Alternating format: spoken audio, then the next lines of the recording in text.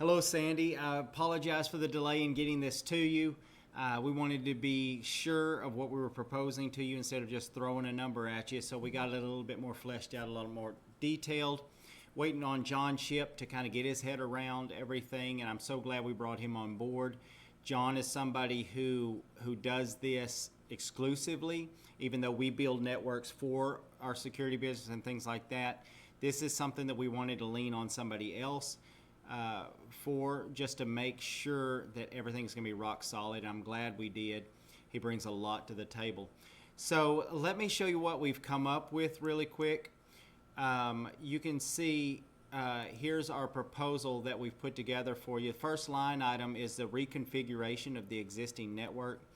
And what this is John really felt like we could save you quite a bit by reconfiguring some of the existing equipment, nearly all of the existing equipment.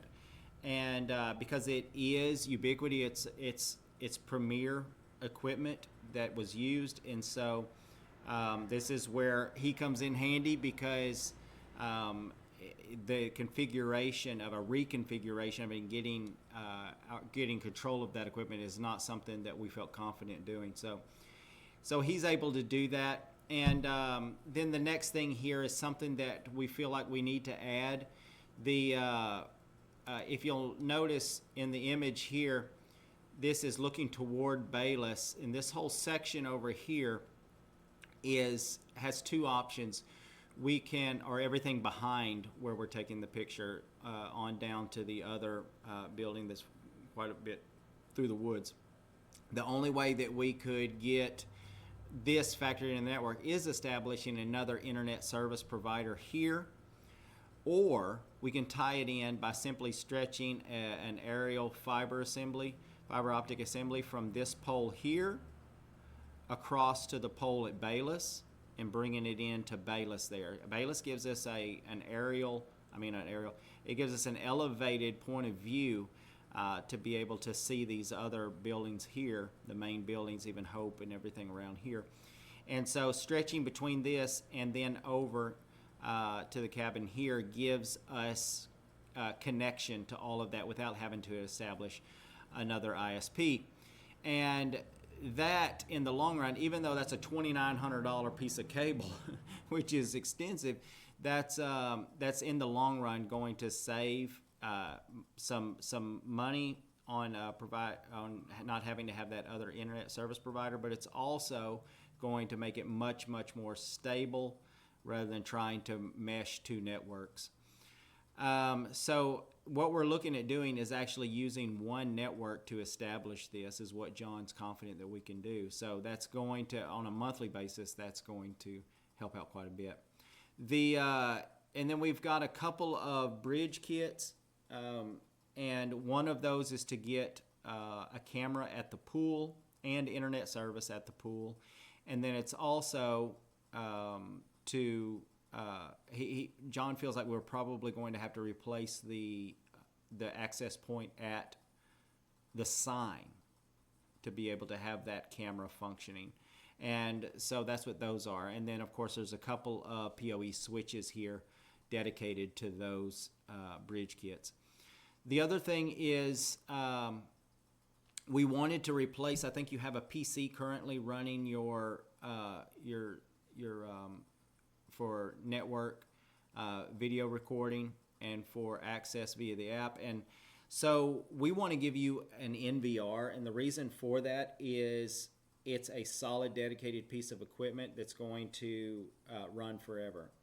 It's very reliable compared to a PC, and that's something that we're pretty convinced about. Also, because you wanted 2 weeks of footage, which I understand, if you have constant video recording and you have a camp that lasts up to 2 weeks, then that gives you 2 weeks of historical data to pull from. And even if a camp only lasts for a week, that gives you a week and plus another week cushion beyond of recording. So to do that, we are going to have about 60 terabytes of hard drive space. So what we have to do is use a 64 channel network video recorder. Now, I know you don't have that many cameras, but that's the first level of NVRs that have 8 hard drive bays. And so we're going to use 6 of those hard drive bays with 10 terabyte hard drives. And like I said, that's something you have an app, and it's all UniView, so it's all very good commercial grade stuff. But that's going to give you the historical data and the reliability to know that that's always going to be there running in the background. So, and then so we've got a couple of little PoE switches there that are going to drive our new cameras that we're going to be installing, and then we've got an 8-space equipment rack. That's just an open frame equipment rack, just so we can put everything in a rack, elevate it, and get it really organized and dependable and rock solid. Manage our cables so that nothing is moving around, getting kicked or unplugged. And then we've got 4 new cameras. These are UniView. They're 4 megapixels, so they're really high definition cameras, and they've got the deep learning AI and the Color Hunter. So the Color Hunter is color night vision. So very handy in evening scenarios on the campground. We've got those, and then we've got the cable to get to them, materials, labor. We hit about $25,000 after tax. And so what we do is we do a 50% deposit up front upon approval. And what that does is it allows us to allocate and order what we need to get this job started. This is going to be about a 2-week job between the time that John is on site, the little bit of trimming, the cable stretching, cable runs, all that kind of stuff. By the time we get everything online and configured, it's going to be about a 2-week job. So, anyway, so when we receive that deposit, then we immediately get started ordering, allocating everything that we need, and getting John scheduled first, and scheduling with you what's convenient. We really would love to get in before camp season starts, if it's a possibility. So give us a call if you have any questions, concerns, changes, anything like that, 870-814-0714. You can email me, jerry@bensberg.tech. All right. Thank you. Bye-bye.